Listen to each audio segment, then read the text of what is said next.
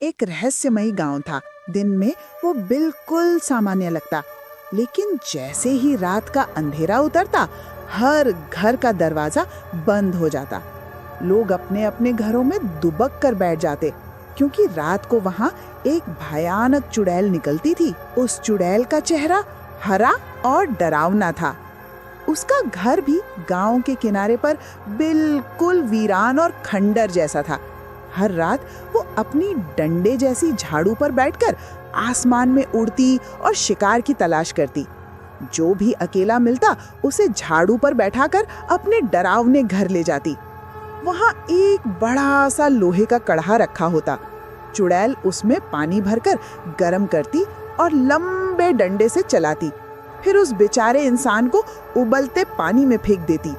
उसकी खौफनाक हंसी पूरी रात गांव में गूंजती रहती। इसी गांव में दो छोटे भाई रहते थे।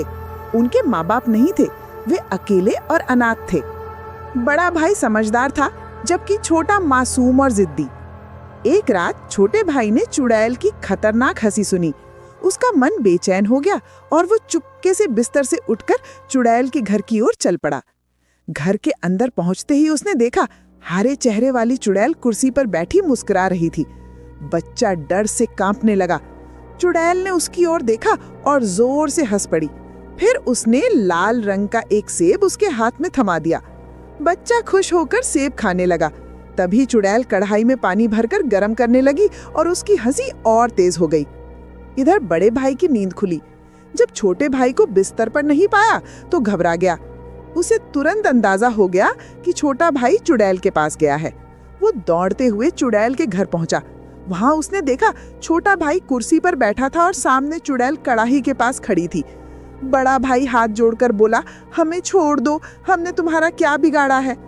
चुड़ैल डरावनी हंसते हुए बोली, मैं तुम्हें एक शर्त पर छोड़ सकती हूँ। अगर तुम मेरे पास रह जाओ तो तुम्हारा भाई आजाद हो जाएगा। बड़े भाई ने तुरंत हामी भर दी और छोटे भाई से कहा, तुम भागो, मैं ठीक हूँ।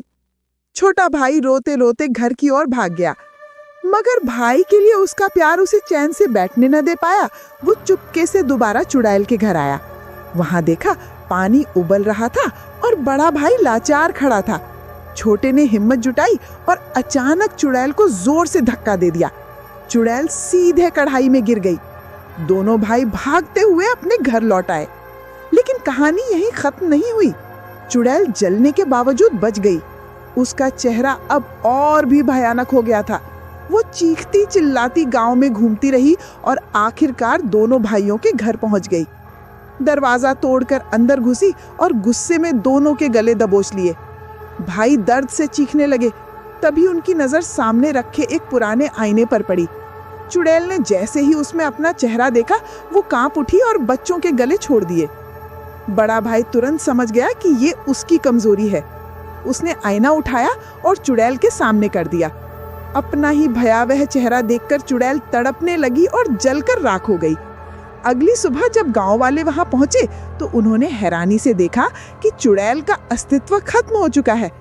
सब खुशी से झूम उठे और दोनों भाइयों को गांव का हीरो मान लिया।